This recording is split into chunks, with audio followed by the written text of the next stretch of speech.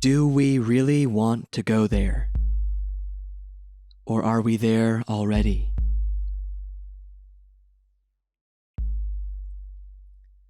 Do we really want to go there? People want peace, but not everyone in power wants peace. Some people are paranoid. Some people are dangerous. Some conflicts cannot be avoided. This one seems unnecessary. This one seems born from an unstable position. Do we really want to go there? Do we really have a choice now?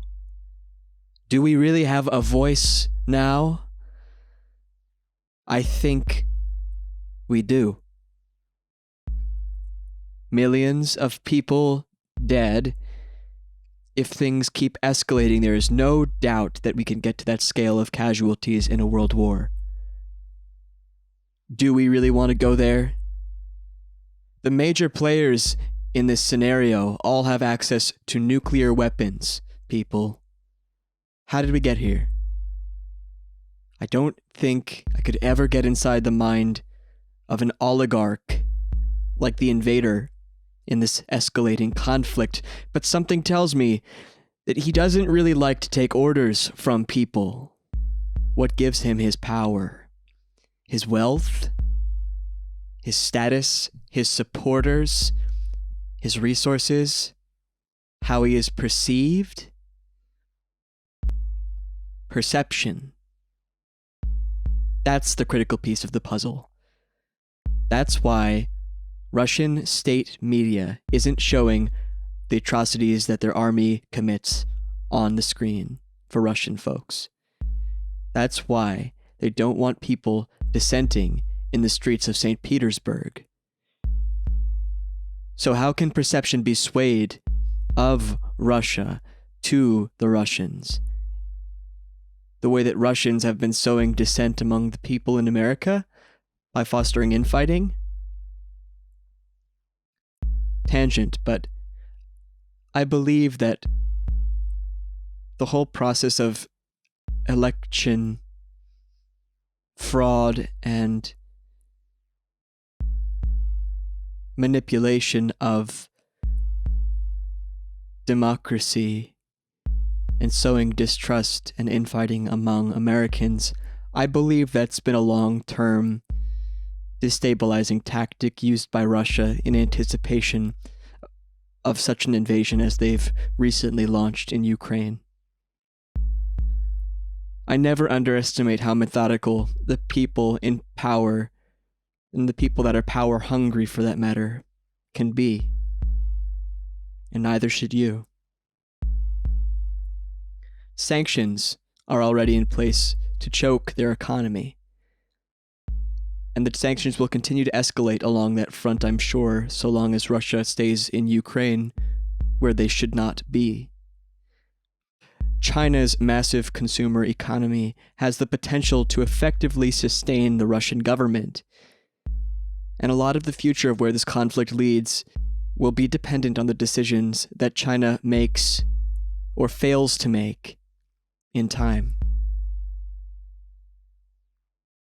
But let's be clear, does China really want this smoke?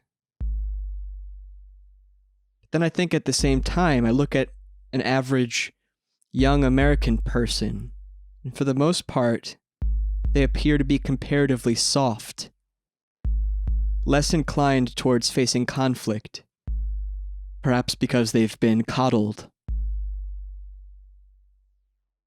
So I feel now is the time to remind everybody here watching, and I mean everybody here watching, we need to remember that we're all on the same team.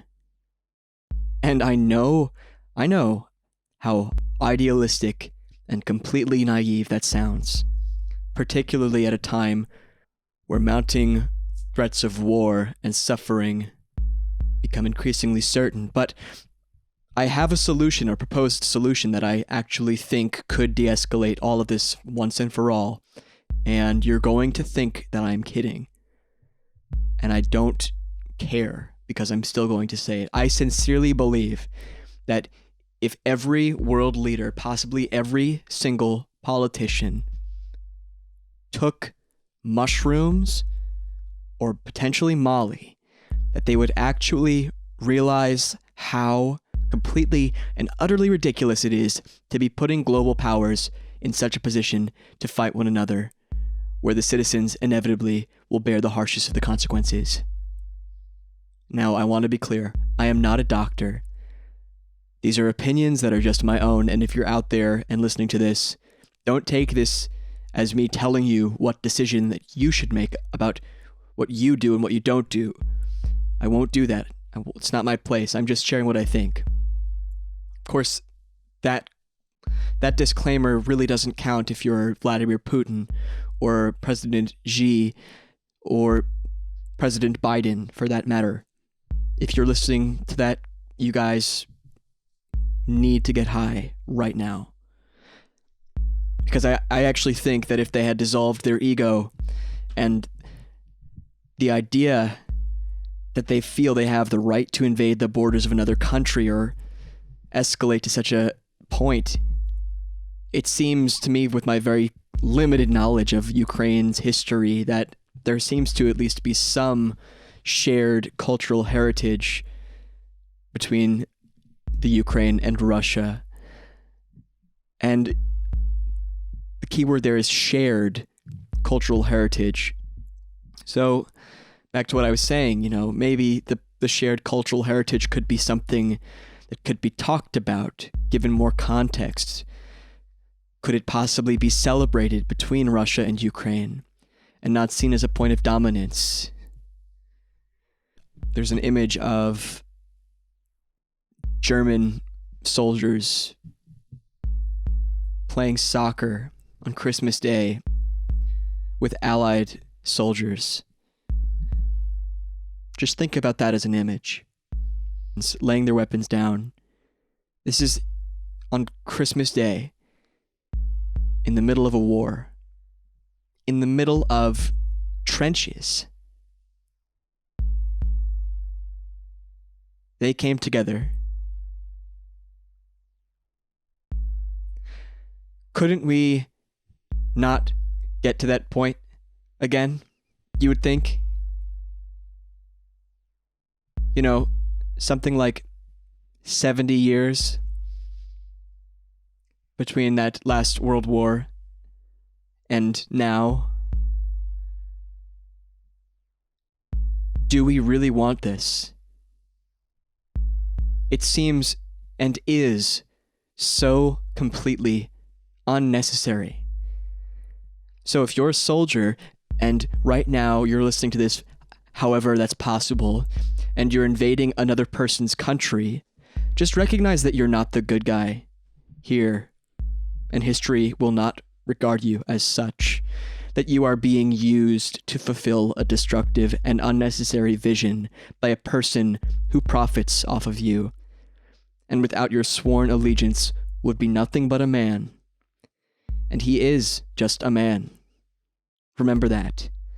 Would you really die for someone who hides away in his opulent castle, directing you towards a future that inevitably will desecrate the name of the country you purport to love and serve?